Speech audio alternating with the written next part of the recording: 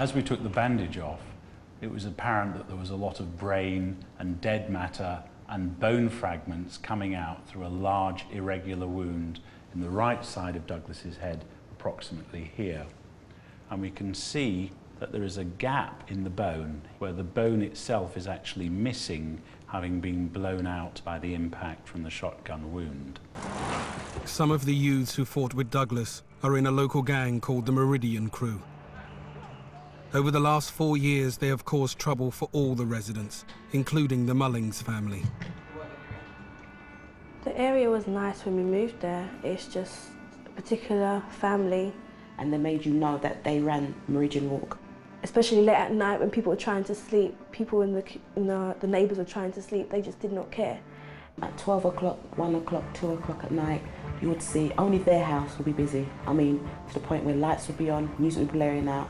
Pirate radio stations, you'd see girls running in and out of the houses, fights outside that involved guns, and you see little children running for their lives because to see two grown men fight, even if it's play fighting, it's very scary.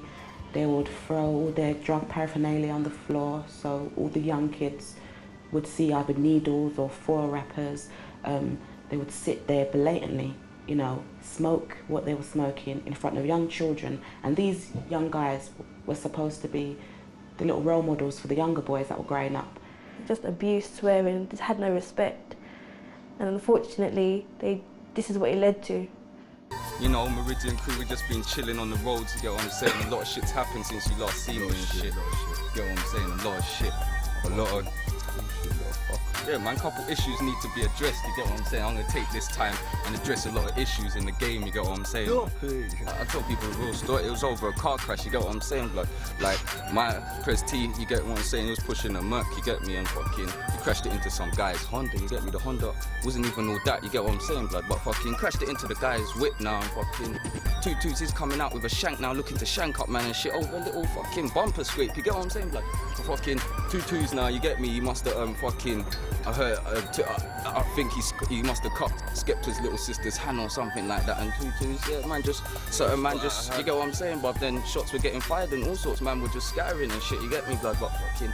The notorious Meridian Crew, a hip-hop and grime collective, cast a long shadow over London's grime scene in the early 2000s. Many of the crew's members grew up on Tottenham's rough Meridian Walk estate, which became a hotbed of crime and violence. The Meridian Crew first rose to prominence through their hardcore, controversial lyrics on pirate radio stations like Heat FM. MCs like Big H, President T, and Bossman embraced a gritty roadman image, rapping about guns, drugs and crime. Some members had brushes with the law themselves. By 2004, the unruly antics of the Meridian Crew and their associates made life hell for fellow Meridian Walk residents. Loud partying kept neighbours awake all night, intimidating gangs of teens openly smoked cannabis outside the radio station studio. The Meridian Walk housing estate in Tottenham was plagued by the antics of a notorious problem family and the gangs they attracted. Loud music and shouting kept residents awake at night. Neighbours lived in fear of the intimidating teens smoking cannabis outside. One Sunday morning in May 2004, tensions came to a head. A stolen car crashed into a local carpenter, Douglas Mullings' Honda, and it damaged the bumper. When Mr. Mullings confronted the drivers, a large gang stood menacingly nearby. Undeterred, Mr. Mullings demanded compensation. 19-year-old Simeon Szypusz took offence at being disrespected. He made a call to his friend, 19-year-old David G. Gaynor, a rap fan with suspected gang ties. Mr. Gaynor arrived masked, wielding a shotgun. Without hesitation, he strolled up to Mr. Mullings and fired point blank into the back of his head. Miraculously, Mr. Mullings survived the shooting after emergency brain surgery, but his life was forever changed. Police searching Mr. Gaynor's home found violent rap lyrics he had penned, adapted from 50 Cent songs Mullings, "I'll kill you in front of your family, G," read one chilling line. At trial, Mr. Gaynor callously claimed he thought the shotgun was a replica when he pulled the trigger. Mr. Szypusz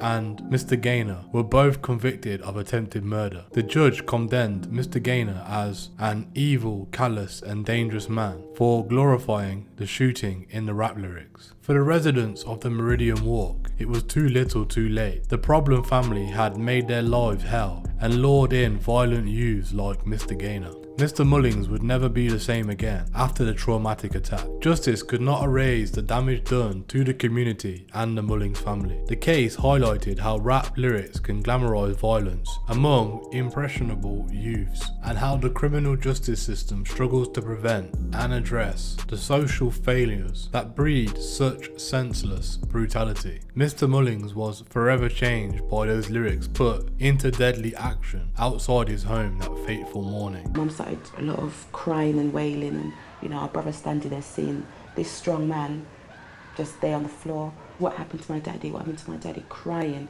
and we're telling him to go and he's not going, and he's just standing there like he's in shock.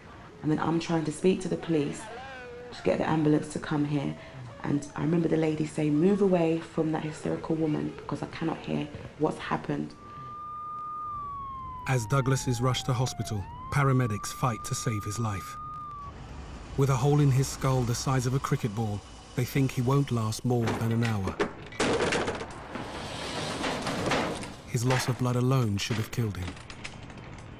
As we took the bandage off, it was apparent that there was a lot of brain and dead matter and bone fragments coming out through a large irregular wound in the right side of Douglas's head, approximately here. And we can see that there is a gap in the bone where the bone itself is actually missing, having been blown out by the impact from the shotgun wound. And this sideways view of the skull shows little round pellets. They hit the skull somewhere around about here. Some passed through the skull, literally blowing fragments of bone outwards, and one or two passing then inside the skull, with one in particular lying right in the middle of his brain. After surgery was completed and Douglas was taken to the intensive care ward, I then met his wife for the first time. I had no choice but to tell her how serious the injury was, and the fact that we had no means of knowing if he would survive from this injury. At the best, I suggested to her, she might have to accept that he might never regain consciousness, and if he did, that he might be permanently paralysed down the left-hand side and unable to communicate with her. At the scene of crime, parts of Douglas's head remain on the floor. And how awful must that be, that you've got somebody at your feet who you love, obviously, who's got a hole in their head and they're bleeding to death at your feet? It illustrates more quite how bloody and how awful a shooting is, really. It's not quite a clean thing that you see on TV with nice round holes. It's this. And these are the sort of people we're trying to catch. As we've left the holes, where the pellets have hit from the shotgun charge, where the tape is, you can see the holes. What would be ideal was we'll get the gun and try and put it back and try and match it to the actual shot that's here. Trident hopes these patterns will help identify the shotgun that was used. While the search for clues continues, the close remains cordoned off. Only residents are allowed in or out. Ironic that my neighbours and the friends that live around there said that since this is happening, it's so sad that they've had some peace, that people can sleep at nights when it's quiet. But it took my husband to get a bullet in the head for that to happen. And I'm very angry. Some of the youths who fought with Douglas are in a local gang called the Meridian Crew. Over the last 4 years, they have caused trouble for all the residents, including the Mullings family. The area was nice when we moved there. It's just a particular family. And they made you know that they ran Meridian Walk. Especially late at night when people were trying to sleep, people in the neighbours were trying to sleep, they just did not care. At 12 o'clock, 1 o'clock, 2 o'clock at night, you would see only their house would be busy. I mean, to the point where lights would be on, music would be blaring out. Pirate radio stations, you'd see girls running in and out of the houses. fights outside that involved guns, and you see little children running for their lives because to see two grown men fight, even if it's play fighting, it's very scary. They would throw all their drug paraphernalia on the floor, so all the young kids would see either needles or foil wrappers. They would sit there blatantly, smoke what they were smoking in front of young children, and these young guys were supposed to be the little role models for the younger boys that were growing up. Just abuse, swearing, just had no respect, and unfortunately this is what it led to. To protect them from further attacks, the Mullings family have been moved to a hotel. It's close to the hospital. Douglas is still in a critical condition. This is a part that starts to churn. Because sometimes you don't know what you're going to see, basically. No change in victim condition. It's critical but stable on life support. They were looking at slowly turning the machines off to see he was self-sufficient and able to support his own life support systems. So at the moment, I don't know if they have stopped his... If he does start coming round, I mean, it might be a miracle, but if he does start coming around and wanting to communicate somehow, that we can get there quickly. If Douglas does survive and can speak, his testimony could be crucial in identifying his attackers. But the Trident team knows this is an outside chance. They compare the statements taken from witnesses, including Douglas's stepdaughter. Natalie, who is somebody that we want to go and speak to today, has got more knowledge of what's going on than anybody, I think, at this stage, because she's the one who's fully aware that at some point this is kicking off and it's going to get worse. Mum and Natalie were still outside the premises, according to Mum, when Natalie turns around and says, "Mum, out of the way." She was closer to the gunman than Douglas. His face was covered, he was hooded and his face was covered from the nose downwards. But she was able to say that he was light-coloured, fair complexion, mixed race, IC3 with greeny blue eyes. And she said, I was close enough to see the colour of his eyes. And he was cold, he fired the shot, she turned and saw Douglas falling over, put his hand to his head, which is remarkable considering the injuries. And he said he just walked calmly away. Another witness saw some young men flee from the direction of the gunshot. About 2 to 3 minutes later, she says she sees a group of 6 to 8 black youths, all over 20, somewhere between 20 and 30. She admits she's not very good with age. They're all sort of wearing baggy, dark clothing, but one of them has got this distinctive hat on. It's got the pieces that come over the ears with the tassels on the end, which are hanging down, and she says that one of them in the group states, "I'm glad I did that," as directly as they are outside her front garden, and she looks up and she believes that to come from the man with the hat. She would recognise them again and she's willing to go to court. It's only 2 days since the shooting. Unusually, Trident already has witnesses willing to identify Douglas's attackers. What's more, they'll testify against them. Officers spread the word that anyone involved in the fight must hand themselves in. Within hours, a member of the Meridian crew gives himself up. It's our understanding, our information, that part of that crowd where missiles were thrown, bricks, etc. And I formally arrested him for conspiracy to murder. The arrested man lives at the address in Meridian Walk where the gang hung out. Yeah. There is a moral issue here. We've got a man critically ill in hospital. The prognosis is not good. Hopefully he'll pull through. But clearly, if you've been arrested for conspiracy to conspire with others to commit a murder, fortunate enough at the moment it's not, it's an attempted murder, then clearly, if you've done nothing wrong, you would like to clear your name. The detectives believe the suspect knows more than he is willing to reveal. Right, so we've done the interview. Like pulling teeth to start with, I think he wanted to see what we knew. He says he came out of his house and he's seen the gunman, because as soon as he saw the gun, he's ran away.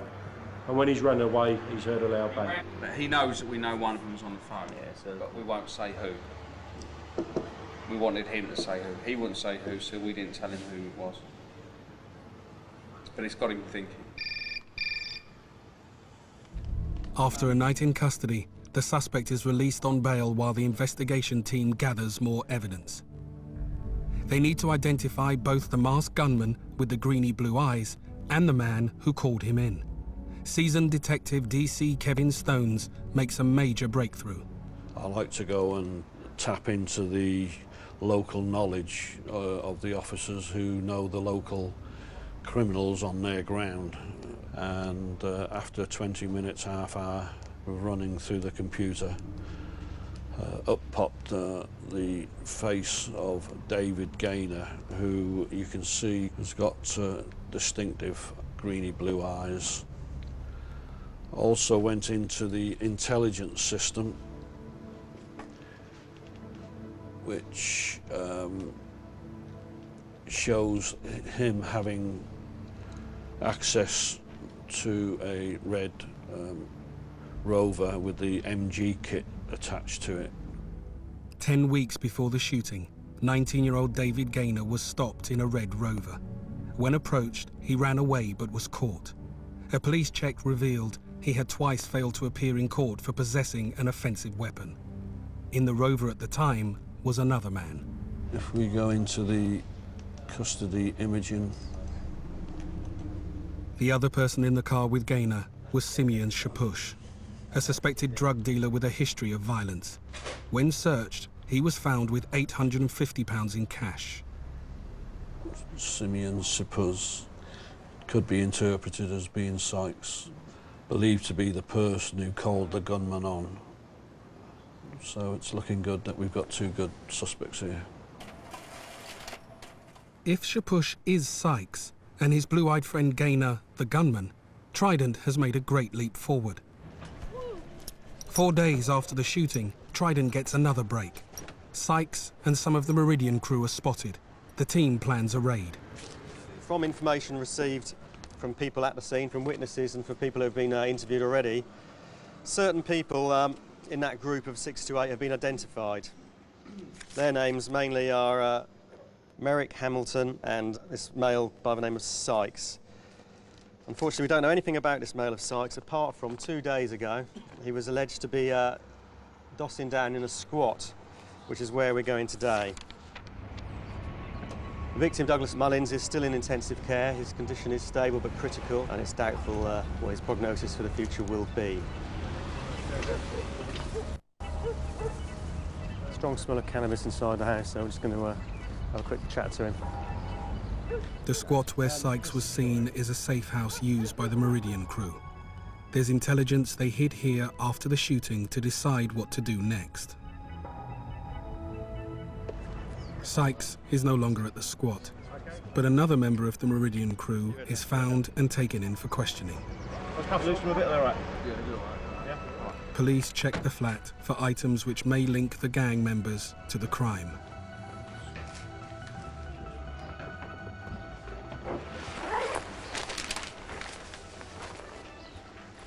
While the search team examines the squat, the arrest team heads for the family address of another gang member.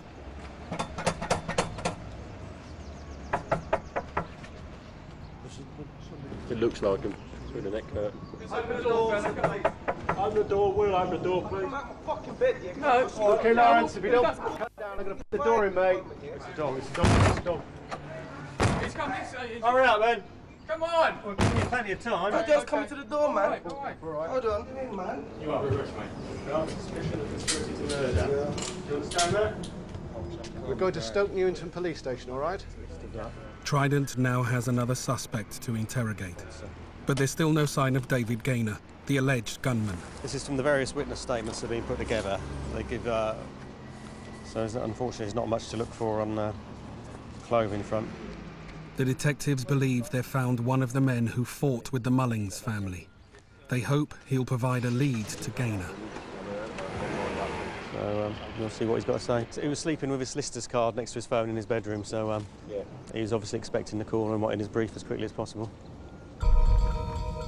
The suspects are taken to Tottenham Police Station for questioning. Later that day, they're released on bail. Trident decides to take no further action against those they'd suspected of being involved in the original fight. They concentrate on finding those guilty of the attempted murder. At Edmonton Police Station, another man wanted by Trident gives himself up. During the fight, Merrick Hamilton was spotted handing his phone to Sykes. Hamilton is accompanied by his solicitor and submits a prepared statement. Sykes bumped into a parked vehicle. The owner of the other vehicle started arguing. Sykes advised him he was responsible for the damage and he would pay for it. The owner then took out a saw and started to attack Sykes. At no time was I violent towards anyone or abusive to anyone. At no time did I see the gunman. At no time did they state they knew the gunman or arranged for him to attend. He elected to make no further comment. A phone has been seized and his SIM card, I understand, was secreted or placed, hidden, whatever you want to call it, on top of the architrave of the door in the kitchen. Trident has intelligence that Hamilton's phone was used to call the hitman who shot Douglas Mullings. But Hamilton refuses to comment. Without more evidence, police must let him go. At the hospital where Douglas Mullings is being treated, his wife remains at his bedside. It's been very hard when he doesn't open his eyes and when he doesn't make no response. And then I'm wondering what's going on. You know, are there any brain functions? What's going on? And that's when all my kind of fears set in one respect, you know, because you don't know. And then when I ask him a question and then he might blink, then I know that he's understood what I've said. That's the highlight for me every day to go and see.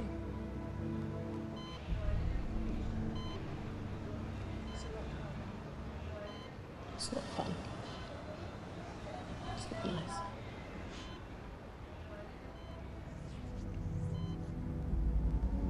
Six days after the shooting, Douglas is still in a coma. It's far from certain he will survive. The hunt for his attackers continues. The Trident team gets a lucky break. They have a video of the Red Rover stopped with David Gaynor shortly before the shooting. The same car is spotted by local police. They've also arrested a driver of that car as being suspected of driving that gunman to the scene.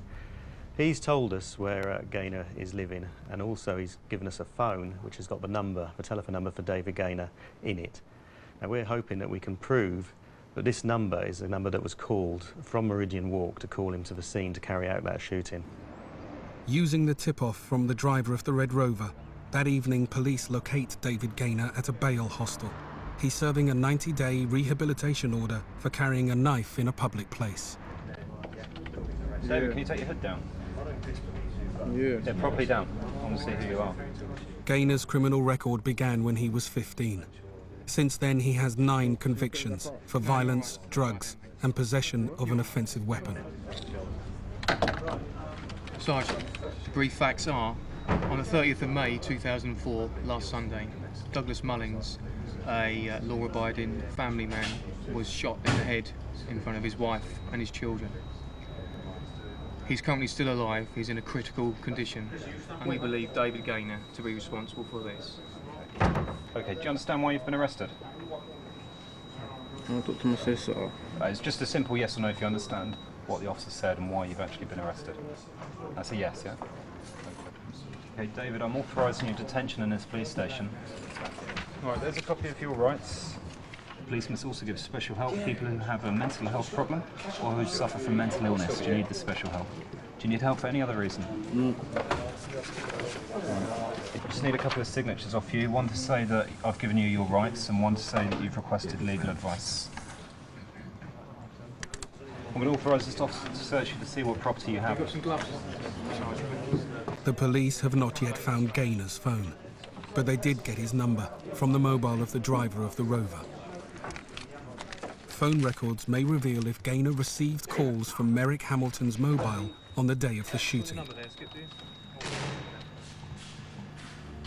The forensic team see that the Rover has been thoroughly cleaned recently, but on the passenger door handle they find a microscopic amount of shotgun residue.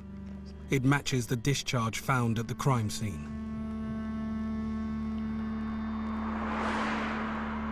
At Wembley Police Station, Trident has interviewed David Gaynor twice about his involvement in the shooting. He refuses to comment. He knows that exercising his right to remain silent means he won't incriminate himself. The Trident team needs more evidence to charge Gaynor with the shooting. Otherwise, they'll have to let him go. He's had 36 hours in police custody, which expired at 9:15 this morning. And the way that it works is after someone's been in custody for 24 hours, we can get a superintendent's extension to keep them in custody for another 12 hours while the investigation's continuing as quickly as possible. And after that, the only method of detaining him further is to go to a magistrate's court and seek a warrant of further detention. And that was done this morning. That entitles us to keep him for another 36 hours in police custody. Just means we've got to be doing everything as quickly as possible and we can't delay. And as soon as we've finished our investigation, we have to release him or charge him, one or the other. If a witness can positively identify Gaynor as the gunman, it may be enough to charge him. So police use video images of Gaynor and 8 other men in an identity parade. We've got in there at the moment the partner of the victim and also his daughter. Obviously, if it's positive, that is extremely good evidence to support us charging the suspect with the attempted murder. I went for the first one, wasn't him, and the second one wasn't him. And when I saw the third one, I said to the man, that's him. I knew I was going to see him, and I had confidence and faith that Operation Trident caught the right guy. So I was just waiting to see those green cold eyes and that bulging forehead, and I said, yes, that's him. It didn't take me less than 5 minutes, and at that time his solicitor was in the room, and I looked at him to make him know that I've got your man. I was very happy. You know, I positively ID'd him, and to this day his eyes are still with me. You know, I'm glad I ID'd him. He's been picked out by the daughter of the victim, who was stood no more than 2 meters away when he pulled the trigger. To formally charge Gaynor, DI Paul Gapper must get Crown Prosecution Service approval. I'll do them 2 there, and then we'll look in the case. If we have to get some more, we'll whack them on later. All right, thanks ever so much, David. Bye. Bye. Go for both. Possession with intent to endanger life and also murder. Attempt murder. We're ready when you are. Trident detectives tell Gaynor that he has been picked out as the gunman. He still refuses to answer. But during a cigarette break, he unexpectedly confides in DC Kevin Stones. David, there's a note of something you have said, and I'll read this to you. On Monday, the 7th of June 2004, whilst taking David Gaynor back to his cell after interview, he asked if he could have a cigarette. I, and that is DC Stones, asked the jailer if he could open the door to the area where people smoke. Within that area, David said to me, "You're a good officer, man. I need help. I could give you drug dealers, gun suppliers." I asked him if he knew where Sykes was. He said, "How can I trust you?" I said, "We know he called you on." He said, "I just went there to frighten them. I didn't know it was a real gun. The bullets were plastic. It said on the TV the man was shot in the back of the head." I said, but he is not dead." He said, "No, but he is going to be with that injury." I asked him where Sykes was. He said, "Glendore Avenue." Not all that often that you get somebody who will confess, albeit off the record, but it was still a confession. Although I can't use it in evidence in court, it still proves that we've got the right man. And he realises that he's going to go away for a long time. The positive identification is enough for Trident to charge Gaynor with attempted murder. He is remanded in custody. Your mum phoned earlier on. Right, she says she loves you very much and she'll be in touch. Okay? And maybe you can speak to the custody sergeant and get you to speak to if you want. Maybe in the custody. I don't want to phone her. You don't want to phone her? Oh, do you want some clothes tomorrow? Is anyone can bring some clothes down for you? So yeah, there we have it. Doesn't look such a cold-hearted gunman now, does he? Still, it's a right result, I think. It's a very satisfying moment. So it's the main man now, the gunman, has been caught and charged. There's 2 others outstanding, but of all the ones to get, this is the one that he'd won. And considering he was unknown at the start of the week, I think we've done phenomenally well. So, yeah, excellent, right good result. If Douglas doesn't pull through and he dies, obviously the charge will just go up on the murder. But I feel good. We know we've got the man. While Gaynor starts the long wait for his trial, Douglas remains in hospital fighting for his life. Although we're just hoping, and I'm hoping that he'll pull through this, I know he won't be the Douglas that I married. And I'm going to have to care for him for 24 hours right round the clock if he survives this. And also knowing that he'll probably never be able to work again. Or even be a father to us as a family and as a husband. And I think the worst thing is that if he does survive this, I'm just so afraid that he may not remember me. It's 10 days since Douglas was shot. The code of silence that has protected so many gunmen is breaking down. David Gaynor has pointed the finger at Sykes as the man who called him in. Trident must act quickly. Sykes is a dangerous man.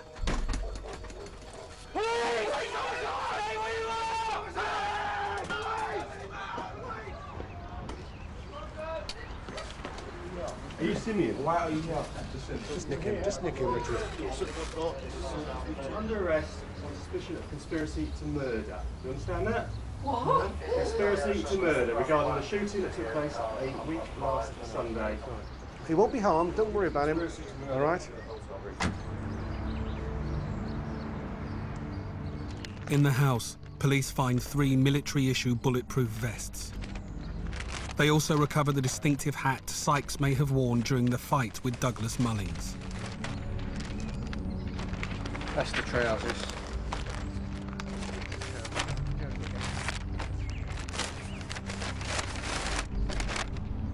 It's all gone well. We'll see what happens back at Edmonton. Unbelievable how this job's gone in about a week and a half. Everyone's been arrested. Yeah, which is good, yeah? Very good. Very unusual, isn't it? Yeah, absolutely. That's good. Yeah, right. Face the front, please. In a video ID parade, Sykes is positively identified by both Jennifer Mullings and her daughter Natalie. Turn your shoulders so you're facing towards the wall looking at that, please. Sykes refuses to answer any questions, but instead chooses to make a written statement. Right, we did the third interview. Started off by just saying he didn't make a phone call to David Gaynor to get him to shoot anyone. I think the witnesses are wrong. There's a whole argument started over me and the accident in the car. Also, I didn't say, come round, bring your stuff. Culturally, I don't speak like that. I generally speak slang. Merrick Hamilton made the call to David Gaynor. He also said, good, I'm glad that was done. So, interestingly enough, he's off in it all on Merrick. That's it. So, give me a call back on my mobile with a CPS decision. I went for a CPS decision as to what to do with you. Decision's come back to charge you with attempted murder. The custody skipper's going to charge you now. Okay, there's one charge against you, which is on the 30th of May 2004 at Meridian Walk, N17. You attempted to murder Douglas Mullings. This is contrary to Section 1 of the Criminal Attempts Act 1981. In answer to the charge, you do not have to say anything. You may harm your defence if you do not mention something you later lie in court. Anything you do say will be given in evidence. That's 1345, no reply. Simeon, sign here to say that you made no reply. Sign anything wrong. Have we done fingerprints, DNA? No, we're going to have to say. It's declined to sign, can you? 3067. Sykes has his solicitor present. Simeon, do you want to go with his officers? You're going to get your... The evidence is quite strong against Sykes. He's been picked out twice. It's a very clear-cut case from our perspective that he's the man that's made the phone call to the gunman, to Gaynor, to come down to shoot Mullings. It was Hamilton's phone that appears to have been used. Both Szypusz and Hamilton were together. They were both very excited, very aggressive. They were cutting their air through hand movements, and gun fingers were going on as if they were threatening, your man's going to get it, as if intimating that he was going to get shot. It's quite clear that Hamilton's got a part in this, and we'll wait and see how much of a part he had. Right, I take it you've got a uniform car playing eyeball on it, have you? 2 weeks later, DS Richard Davis is on the trail of 2 suspects who've been in hiding since the shooting.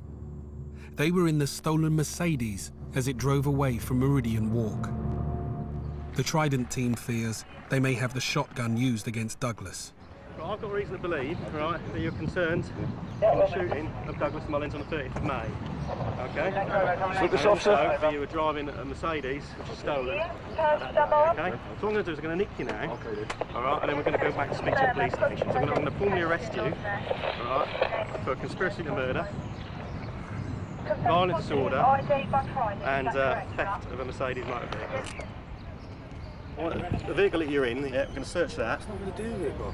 That's his car. I might stand in a firearm from the shooting, okay?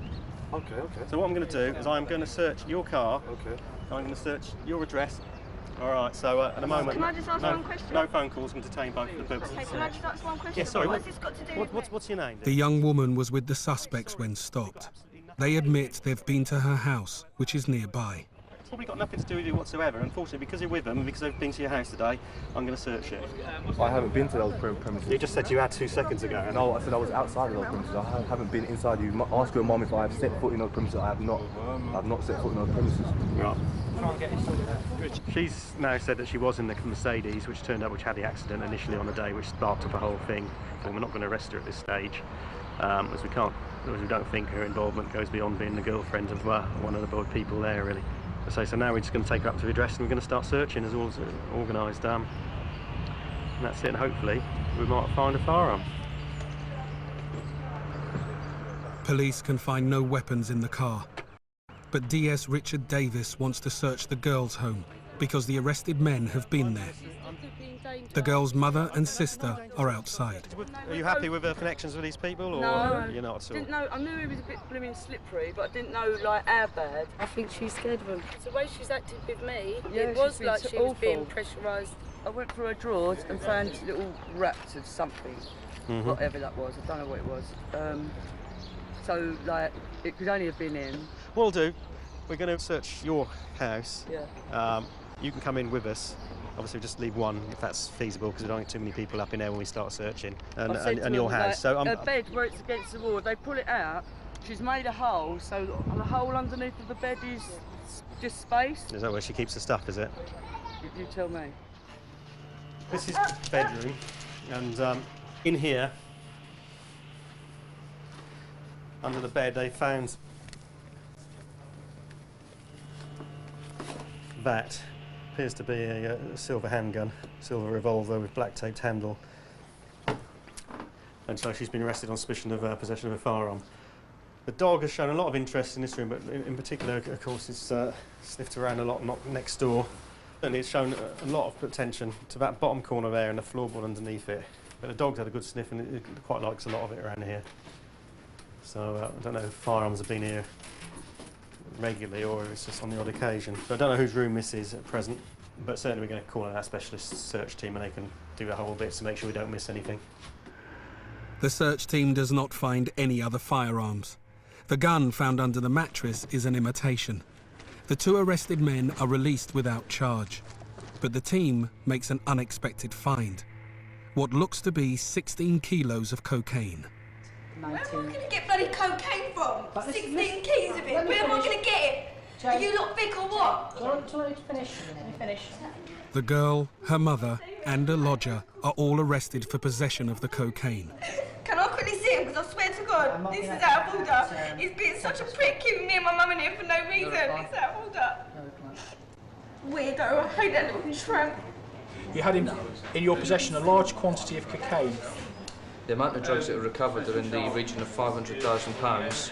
The defendant is quite clearly financing his lifestyle through the supply of controlled drugs. From the circumstances of what the officer has told me, okay, I'm not going to grant you bail in this matter. Understand that? If you'd like to go with this officer now, and he will take your photographs, okay? All right, lovely. My client in the interview has given her full account to the officers, as she knows nothing about the drugs. The drugs were not found in her room. Yes, she lives within the household.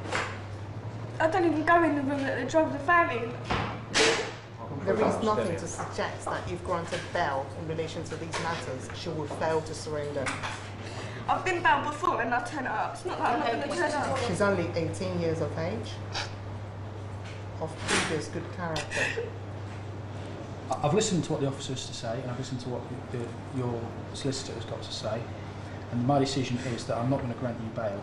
You can do anything. If you have to put a tag on me, anything. You may not turn up at court tomorrow. I will turn up. Because of the serious nature of the I will turn up. You can do anything. I promise on my niece and nephew's life I will turn up.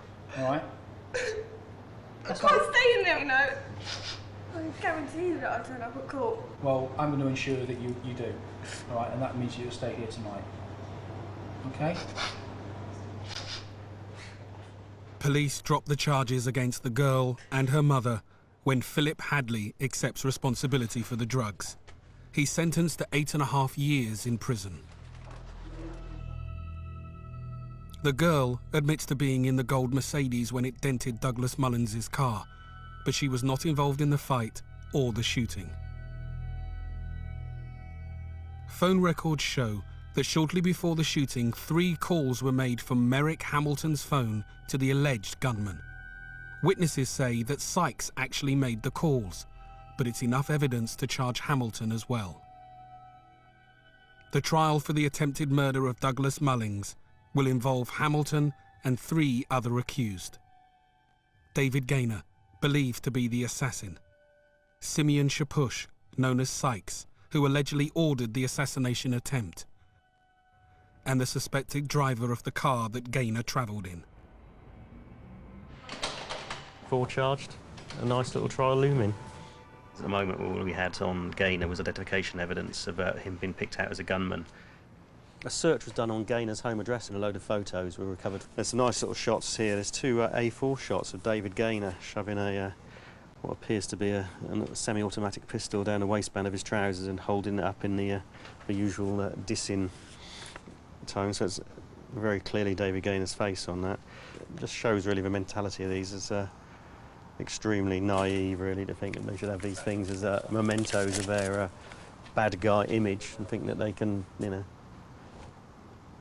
quite happily get away with that, which is fine, I suppose, showing their mates and larging it until they get caught and then it gets used as evidence against them, because it's quite damning as regards character.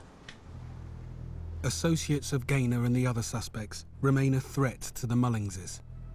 Whatever happens to Douglas, Jennifer and the family won't return to live in Meridian Walk. The evidence given by Mrs. Mullings and her family is quite crucial, and obviously the police cannot mount an operation outside her house for umpteen weeks, months or however long it takes. So in the interest of the family, it's essential that they do get moved to a location which is secret, because if somebody is convicted of the attempted murder on her husband, people can come back and seek revenge. The family is given a safe house in another part of the country. DC Del Haddy protects Jennifer while she prepares for the move. This is not fair because we didn't do anything. Our whole world was changed upside down. Losing my home, my friends, my neighbours that we got on so well with. My son's school. You don't get schools where you can work with a headmaster and teachers the way that we did. We all worked well together. The doctors, everything. It's just a big change. Put so much into this place. Put so much into it. And the ironic thing, just in the last month, so much decorating, everything. And now we won't be able to enjoy it. While Jennifer packs, DC Haddy spots a cousin of Merrick Hamilton's. The Trident detective hopes the young man might give evidence against Sykes. I want to prove my cousin's innocence, you get what I'm saying? You probably know more about it than what I do, what went on to get the gunman, because the gunman wasn't part of the argument going up and down here. He was called in, wasn't he, to do the deed. You know who made the phone call. You know whose phone was used. Like, we all know who that is, and like, Hamilton didn't make the phone. Mm-hmm. So which one do you think it was then? I don't know. You just said you did know. Yeah, I know that it ain't Hamilton, you get what I'm saying? Like, Well, if it's not Hamilton, then who was it? I don't know, man. I don't want to say, you know, that's incriminating, but... Well, sometimes when you're looking after your family and your friends, sometimes it's time to stand up and say, well, not my cousin, it was somebody else. I don't know now. Now, if somebody was going to sit down and tell us everything from the beginning to an end, it might help people. I mean, you might be the man to do that.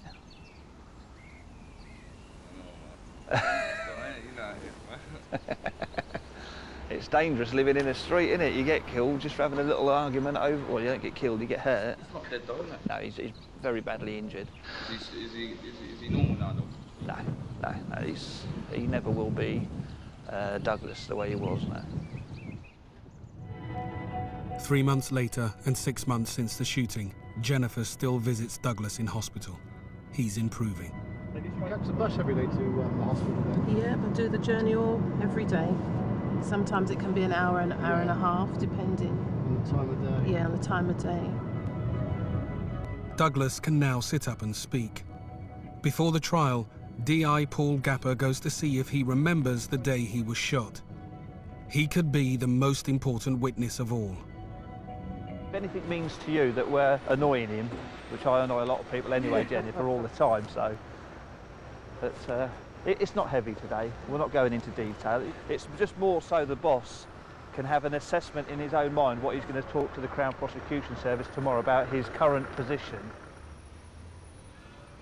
Douglas, what caused your injury? How did that happen? My head. Yeah. How did that happen? Before the shot. Before the shot? He said to me, apologize before. I said, how me to apologize? You match my car, me to apologize. All right. You're dead now. He said. You said that? Yeah, he said to me, you're dead. The man with the plaque said that? Yeah, he said, you're dead now. And in mobile, and in calling, and the guy, and I think that's enough for today. You've done very well. I'm sorry, but well. It's sometimes it gets to me, and of course it does. It bothers you. I can understand that. Yeah. I will try to speak when I can. Okay. Do that stuff like that. Thank you, Douglas. We got to a point where he has trouble when you ask him a question.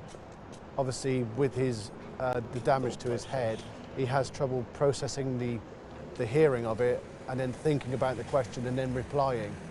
You can almost feel the frustration of him seeing what he wants to say and not being able to say it. But today's interview was for that purpose, to see how good his memory was, and he is getting better.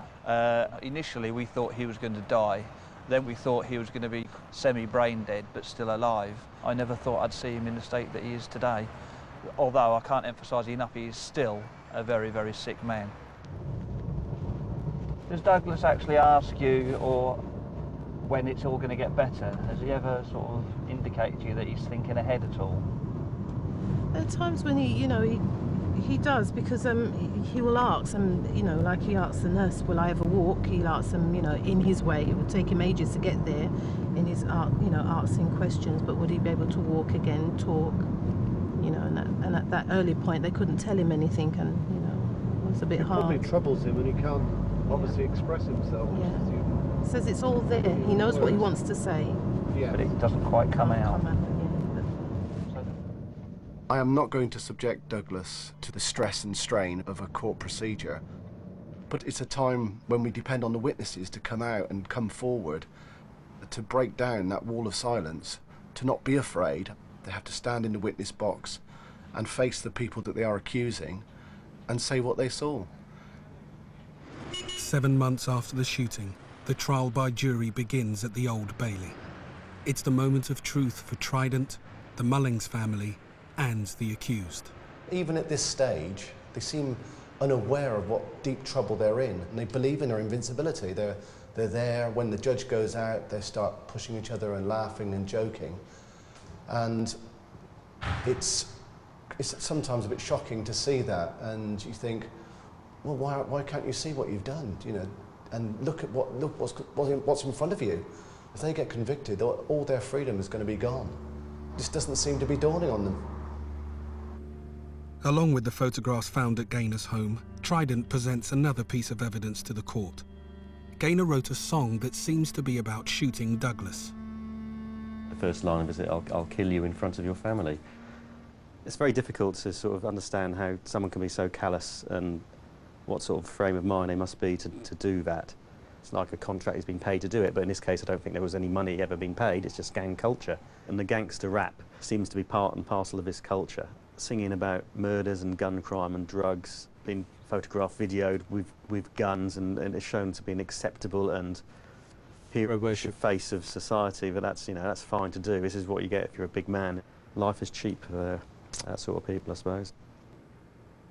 Never have I ever dreamt that I'd ever be in a place such as the Old Bailey. But this is where 5 seconds or a minute of madness had taken me and my family. My son still asking me why. Why, Mummy? Why did this happen? And I just haven't got the answers to give him at this stage. I know it's a long process that we're going to have to go through, but will justice be done? Because at the end of the day, Douglas has got a life sentence anyway. But the only thing I can do is go through the system, trust it at this stage, and see if it works for us, really. And just pray that justice will be done. A week after the start of the trial, it's time for Jennifer to give evidence. You got butterflies? Yeah. The second you start your evidence, your ability to judge time will disappear. If you're in there an hour or 2 hours or 3 hours, it'll go just like that. It really does. All you've got to do is remember the truth. Don't allow them to suggest you saw something different. If you know you saw something, you saw it in the story. Yeah. I feel that if witnesses were protected, as we have been, people would be more willing to say something, because I'm sure there were many people that wanted to be witnesses but were in fear of what could happen to them. And there's got to be a real clear message given to these young boys that they will not get away with it. If you walk with a gun or a knife, your intent is to use it. And I know we've got a big fight in front of us, but we're not going to let them get away with it. Jennifer's daughter is a key witness for the prosecution. She's determined to give evidence against those accused of attacking her stepfather. I hate every single one of them, and I want them to know that, and I'm not scared of them either. I hate every single one of them for what they've done. I wish they rot in hell. And to be honest, prison's too good for them. They should bring back the death penalty, eye for an eye. That's what I really feel. They called up this man so callously and so evil, like they were, ordering a pizza. That's how it is to me. So, you have a hitman on speed dial. This boy decided he was gonna show his street cred, like he's one of them gangsters. I'll sort it out. And he can ask himself, when he looks in the mirror, what does he see? Because I see an evil, callous, cold-hearted man. For 7 months, Gaynor has made no comment to the charge. Early in the trial, he makes a major change to his plea of not guilty. So now he's admitting presence, he's admitting being a gunman, but he disputes an attempted murder, stating that he didn't aim at Douglas Mullings and he didn't believe it to be a real bullet or cartridge. So I don't really know how that defence is going to stand up with the evidence that's against him. But he obviously thinks the weight of evidence against him being there was too great to contest, and it would make him out to be too much of a liar in front of a jury. This doesn't lessen the ordeal of attending court for Jennifer. The most difficulties that I had in court today was just to see Douglas standing there, hearty, a strong man, with his hands on his side, and now he's really frail.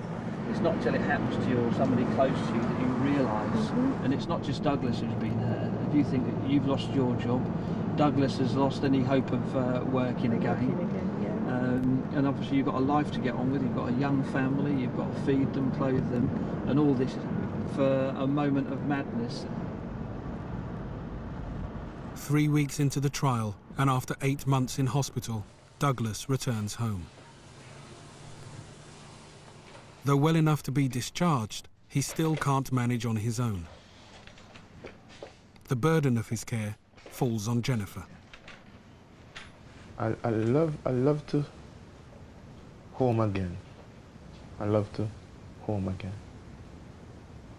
In the hospital, I said, Jennifer, please, what is that for me?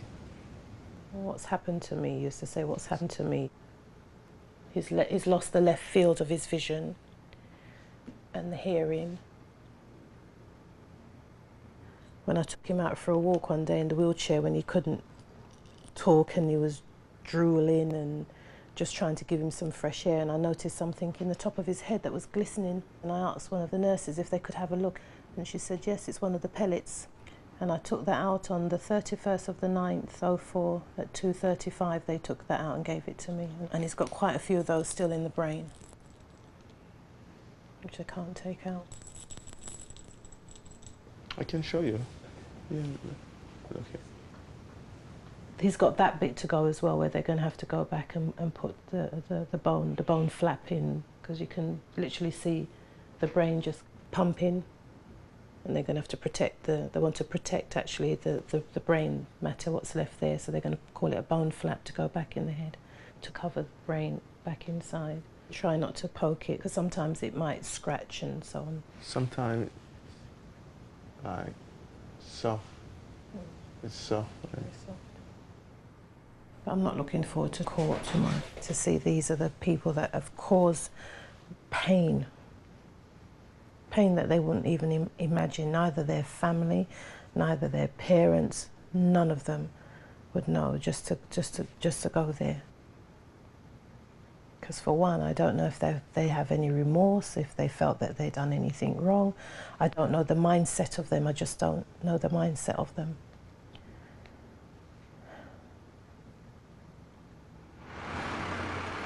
The trial continues for another 4 weeks. The defendants start to accuse each other.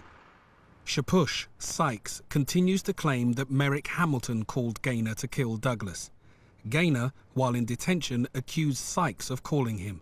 But in court, he refuses to name Sykes for fear of retribution. The jury retires to consider who's telling the truth.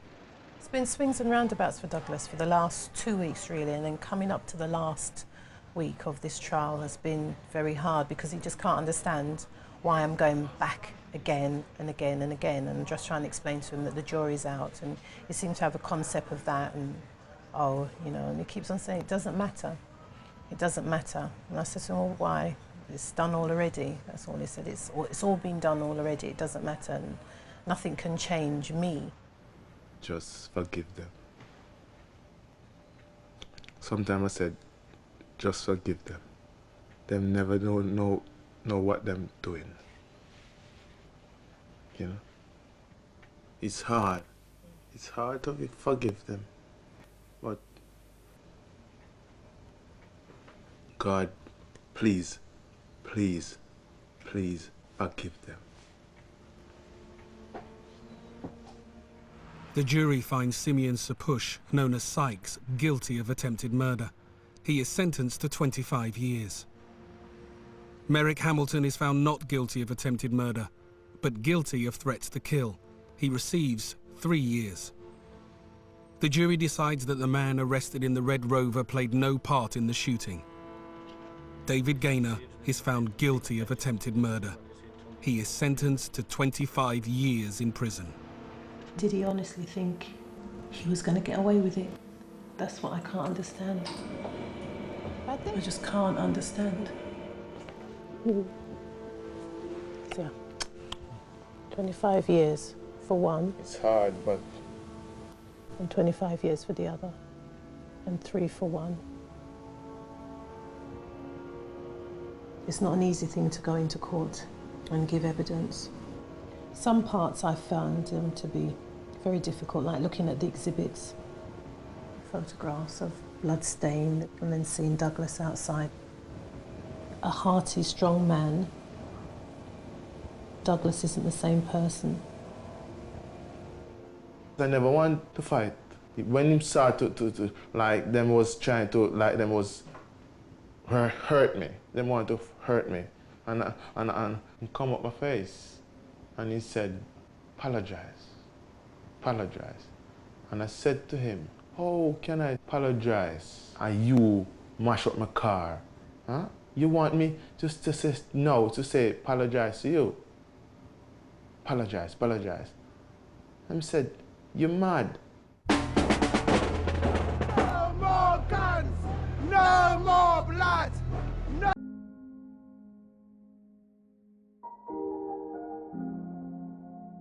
And then got my computer back, and now I'm just back on form. I've released Private Call Out. It's getting a lot of love on the road. The video's out on channel U228. You know what I'm saying? They're trying to say flipping that it's a bit violent and that, so it gets shown like after 8 or 7 or something like that, you get me? But yeah man, it's doing quite good, you get me? It's getting a lot of love, man. Mars Steps is pumping it, all the crews on BBC One Extra are pumping it, underground stations are pumping it, everyone's pumping it, you get me? It's at Go HMV. When you're looking for Kylie Minogue, you can pick up a Skepta as well, you get what I'm saying? And make sure, just have a quick, you get what I'm saying? Make sure you look out for that cover. Get me? When you're going to go and get your fucking Prodigy and that, you get me? You're gonna go and get your Game 50, just cop a little Skepta, you get me, on the sideline.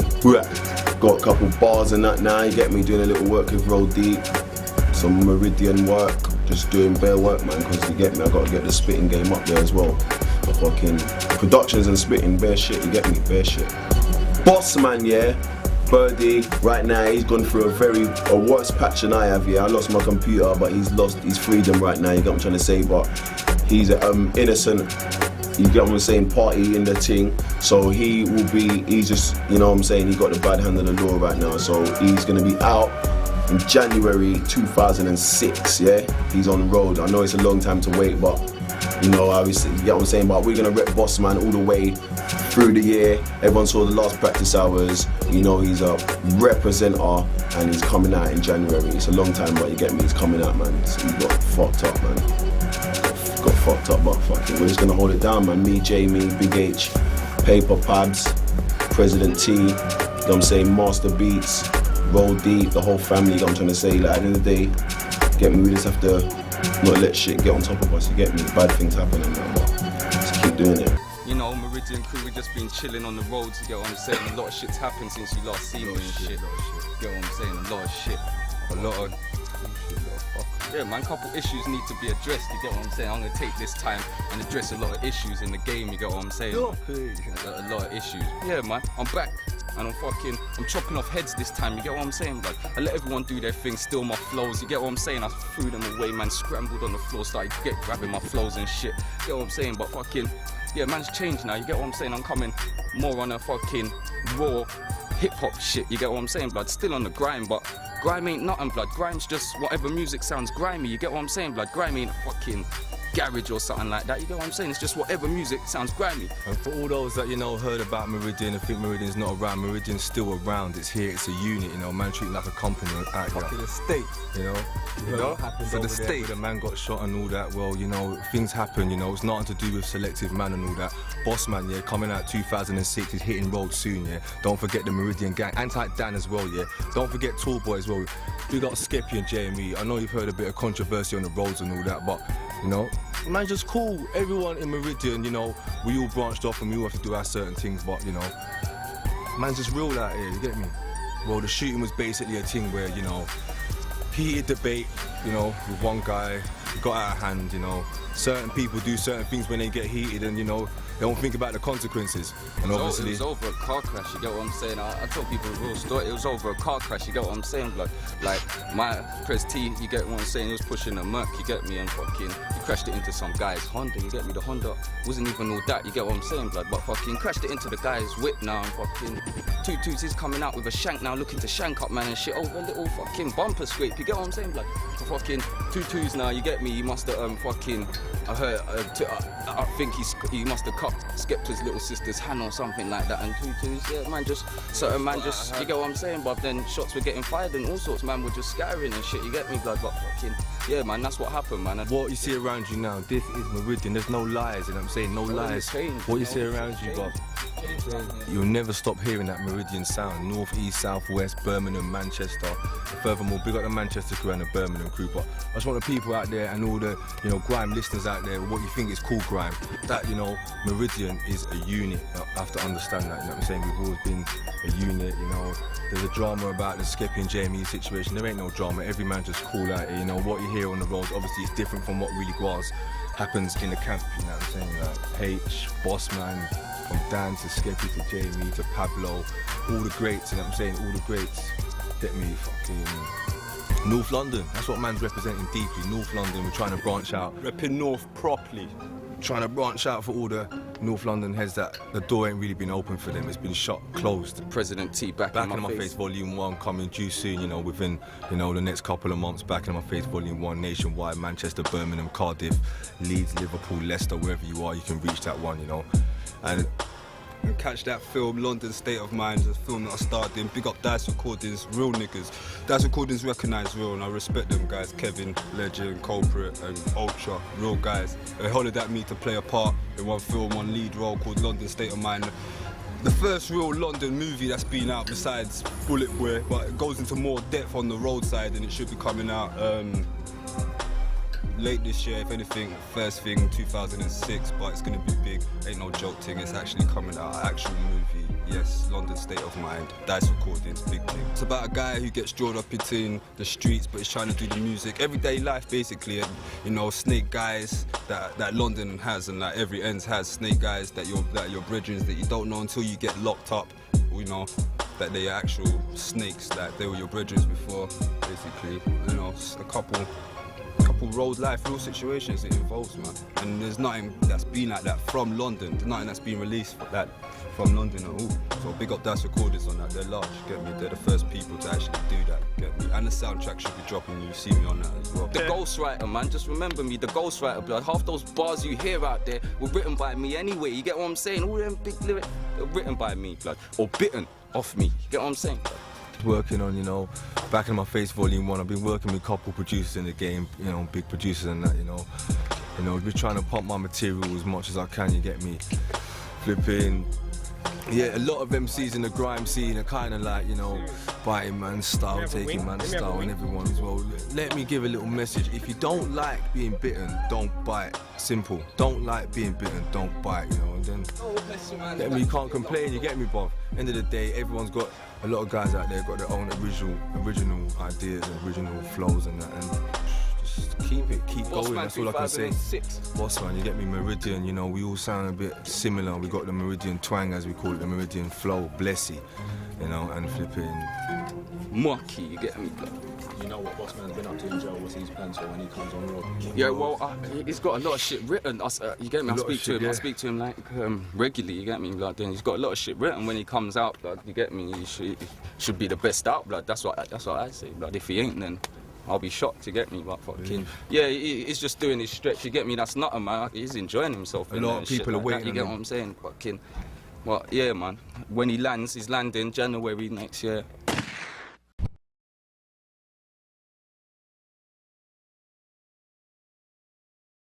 In the end, was justice truly served for the shattered community of Meridian Walk? Mr. Szypusz and Mr. Gaynor languish in prison, but the trauma unleashed cannot be undone. What does it say about our society when disaffected youth can be so callously seduced by violent lyrics and the false power of guns? Should music artists shoulder some responsibility when their art is taken as a literal guide to life and death on the streets? Could more have been done to intervene and uplift young men like Mr. Gaynor before they slipped into criminality? What preventative measures could help shield vulnerable communities from descending into a culture of violence and retaliation? How do we address the root causes that allow lawlessness to fester and take hold? While the courts may resolve individual cases, it is all of us who must work to cure these social ills. We each play a role in building communities of opportunity, empathy and justice. Through guidance, through compassion, through throwing open doors to those left behind, we lay the groundwork for society where violence does not take root and spaces where bullets need never fly. Change begins with all of us, in how we choose to shape the world around us. For it is only by lifting each other up that we can hope to stop the fall. What role will you play?